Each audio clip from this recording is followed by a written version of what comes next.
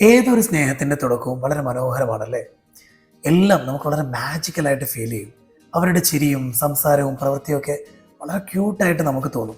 പക്ഷെ അതേ ചിരിയും സംസാരവും പ്രവൃത്തിയൊക്കെ അത്ര ക്യൂട്ടല്ലാത്ത, അത്ര എൻജോയ് ചെയ്യാത്ത, വളരെ അനോയിങ് ആയി തോന്നുന്ന ചില സാഹചര്യങ്ങൾ വരും.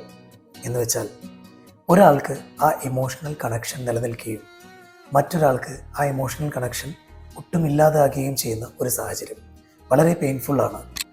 ഇത്തരം സാഹചര്യം വരുമ്പോൾ നമ്മളെല്ലാം ചീറ്റിംഗ് ആയി കണക്കാക്കാതിരിക്കുക. എന്താണ് അതിൻ്റെ പുറകിലെ യഥാർത്ഥ വിഷയമെന്ന് അറിയാൻ വേണ്ടി ശ്രമിക്കുക. കാരണം ഒരു സ്നേഹവും ഒരു രാത്രി കൊണ്ട് നഷ്ടപ്പെടുന്നതല്ല. അതിൻ്റെ പുറകിൽ പല കാരണങ്ങളുണ്ടാവും, പല പെയിൻ ഉണ്ടാവും, പല റീസൺസ് ഉണ്ടാവും. അപ്പം നിങ്ങൾ മാക്സിമം എഫേർട്ട് ഇട്ട് എന്താണ് അതിൻ്റെ വിഷയങ്ങൾ, എന്താണ് റീസൺ എന്ന് തിരിച്ചറിഞ്ഞ് അതിനെ സോൾവ് ചെയ്ത് ഹീൽ ചെയ്ത് മുന്നോട്ട് പോകാൻ വേണ്ടി ശ്രമിക്കാം.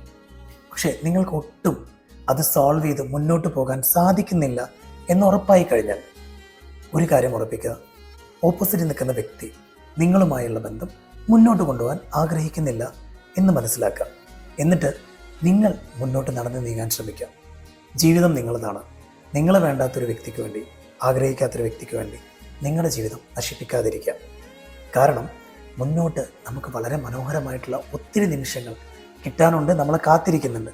അപ്പോൾ അതിലേക്ക് എത്താൻ വേണ്ടി പറയാൻ വളരെ എളുപ്പമാണ്, പക്ഷെ കഷ്ടപ്പെട്ട് നിങ്ങൾ മുന്നോട്ട് നടന്നു നീങ്ങുക. ഈ ജീവിതാനുഭവം നിങ്ങളെ തുടർന്നുള്ള ജീവിതത്തിന് വളരെയധികം സഹായിക്കുമെന്ന് തീർച്ച. അങ്ങനെ എല്ലാവർക്കും അവരവരുടെ ഇത്തരം സാഹചര്യങ്ങൾ ഓവർകം ചെയ്ത് മുന്നോട്ട് പോകാൻ സാധിക്കട്ടെ എന്ന് ആത്മാർത്ഥമായി ആഗ്രഹിക്കുന്നു. മറ്റൊരു വീഡിയോയുമായി വീണ്ടും കാണാം. Thank you.